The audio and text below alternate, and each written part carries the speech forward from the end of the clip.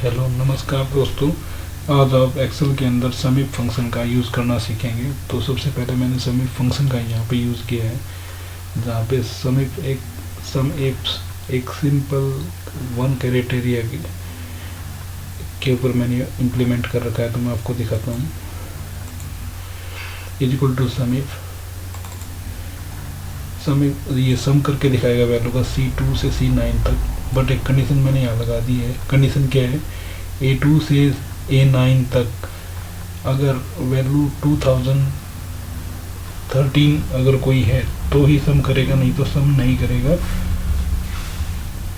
तो इसने सम करके दिखा दिया। जैसे ही मैं एंटर करूँगा सम होके यहाँ पे डिस्प्ले करेगा। साथ में इसकी कमेंट्स डिस्क्रिप्शन यहाँ पे दिखा रखी है।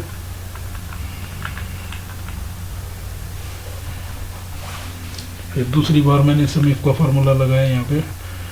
To criteria, it means two condition यहाँ पे एक साथ चेक करेगा तब सम करेगा, अगर दोनों कंडीशन ट्रू होती हैं तो। पहली कंडीशन क्या है, सबसे पहले सम करेगा इन वैल्यू को C2 से C9।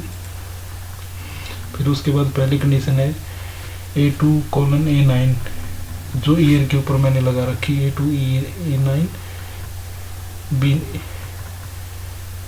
ठीक है, तो इसमें ईयर चेक करेगा इक्वल टू 2013 अगर ईयर होता है। और दूसरी कंडीशन क्या है, B2 से B9 और अगर प्रोडक्ट नेम में ऑरेंज होता है और ईयर 2013 होता है तो वो सम करेगा और सम करके इस वाली सेल के अंदर यहाँ पे डिस्प्ले कराएगा। जैसे उसने डिस्प्ले कराया 25, तो यहाँ पे 2013 में एक ये वैल्यू है जिसमें ऑरेंज लिख रखा है और एक 2013 में ये वैल्यू जिसमें ऑरेंज लिखा हुआ है। तो इसमें 13 इसमें 12 है, तो इसलिए 25। तीसरा जो फार्मूला मेरा 3 क्राइटेरिया के ऊपर काम कर रहा है। तो सबसे पहले मैं आपको बता दूं, सम करेगा C2 से C9 वैल्यू का इस लोकेशन का सम करके दिखाना है इसको। पहली कंडीशन क्या है, A2 से A9, it means year.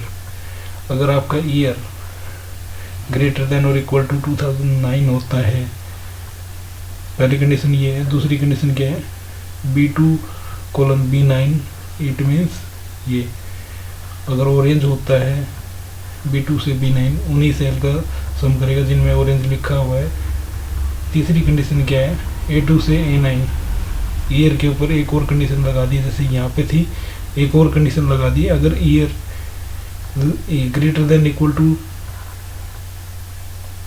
Less than equal to 2012 होता है, उन वैल्यू का सम करेगा। तो पहली कंडीशन यहाँ थी ग्रेटर देन इक्वल टू, फिर इक्वल टू ऑरेंज और फिर लेस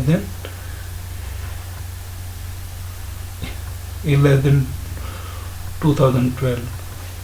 तो ये मैं आपको एंटर करके दिखाता हूँ फार्मूला। जैसे उसने 4 कैलकुलेट किया, यहाँ पे फार्मूले ने 3 क्राइटेरिया के ऊपर काम किए हैं। यहाँ पर समीप का फार्मूला मैंने एक बार फिर इम्प्लीमेंट, इज इक्वल टू समीप C2 से C9, it means in value का उसको सम करके दिखाना है। A2 से A9 ग्रेटर हो 2012 से, एक और कंडीशन लगा दी मैंने। और स्टार्ट B2 से B9, it means product name B से स्टार्ट हो, उन्हीं का सम करके मुझे यहाँ दिखाए। तो उसने दिखा रखा है 18 B से स्टार्ट होने वाले प्रोडक्ट एक ये है जिसमें 2013 लिख रखा है और एक 2013